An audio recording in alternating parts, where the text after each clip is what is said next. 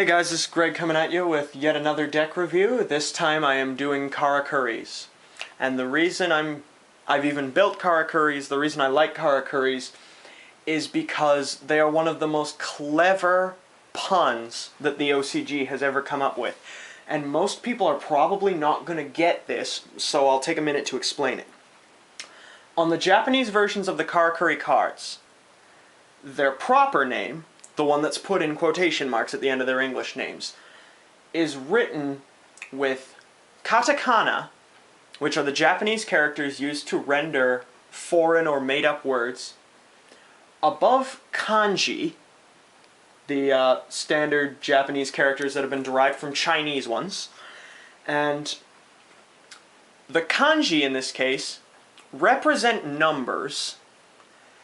The katakana form a proper name out of potential readings, and in some cases they've been designed to look like actual words. Not a lot of them though.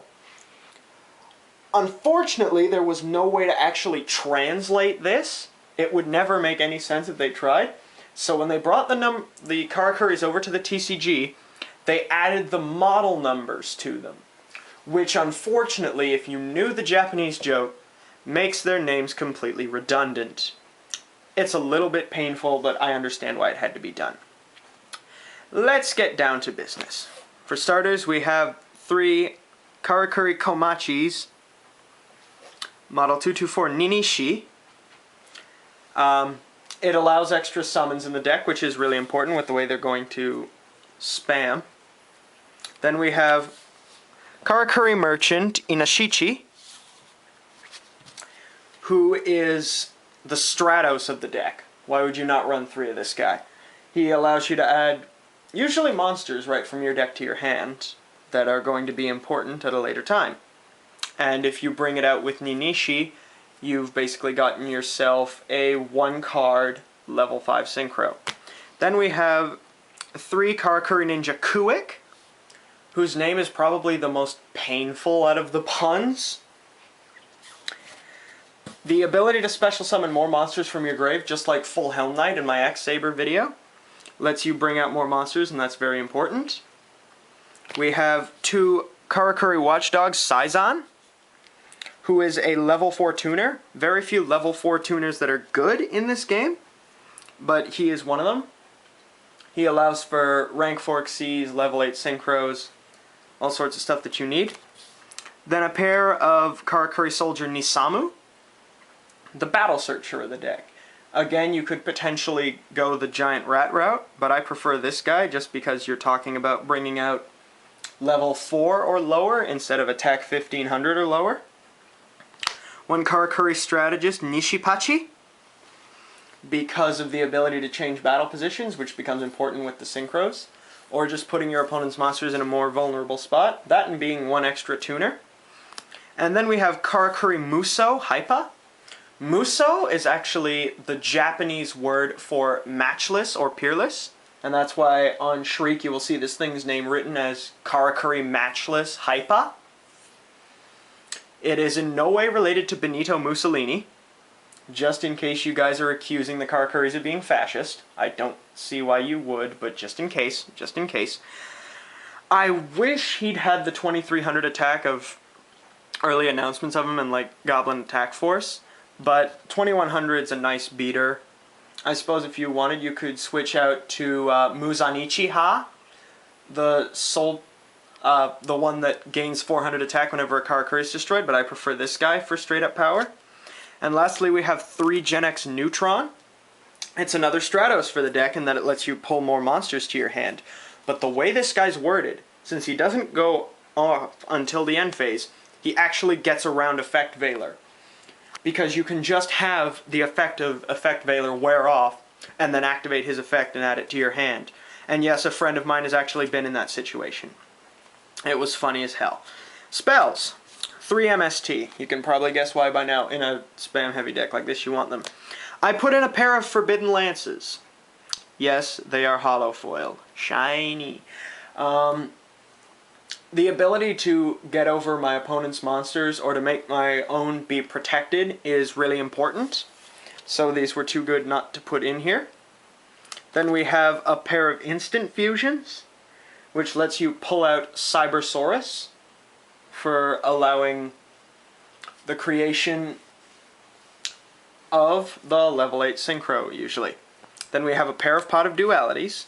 Karakuris are a very special summon heavy deck, but it's a good setup card and good for when you've already got control of the field.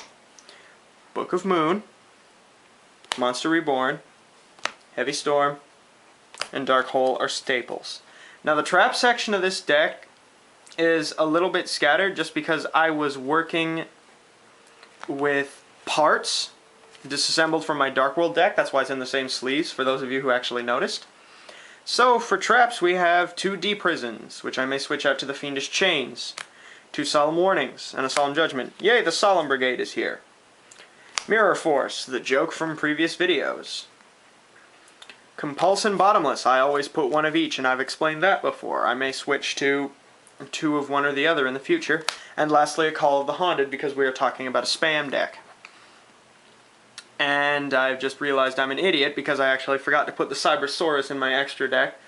So I'm just going to have to work around that fact now. Yay. Okay, let's get to it. I'll just take 2 of them out. So, for Synchros, we have a pair of Karakuri Shogun Bure and a pair of Karakuri Steel Shogun Buredo. Ultimate rare of one, gold rare of the other. You can probably guess which is which, because only one of them is gold rare. They're very important, and they do a lot of work. We have Naturia Beast, because it's really easy to make. Bryonac. Naturia Barkion. Stardust Dragon. I don't recall putting a Starlight Road in here, but I could potentially put one in here if I so choose. Or, you know, I could make him. It's not advisable in this format, but if you have to, you have to. If you have to, you have to. Scrap Dragon. One of the monsters that's put in so much work for me. Mistworm is the last of the Synchros. Now, like I said, there should be a pair of Cybersteins in here. I'm actually seeing about getting some custom art ones made from a friend of mine at my locals. His wife does them, and he might be able to get me a Cyberstein done up as Metal Greymon, which would be really, really awesome. 3 Xyz monsters. Number 11, Big Eye, is just being tested for now, so he might get the hell out of here. I thought because it was so easy to make the 2 Karakuri Shoguns that he might be worth testing, just because, yeah, you lose 2 2600 monsters for 1, but then you take away an opponent's monster. And that's very nice if you want to do some dirty work. But like I said, he may leave. And then a Utopia and a Leviathan Dragon. Just to round out the panel. This deck is still one of my more experimental ones. It's just been recently put together, more or less for the purposes of this video. If you guys have any suggestions at all, I am happy to hear them. And, yeah, that's it for now. Peace out.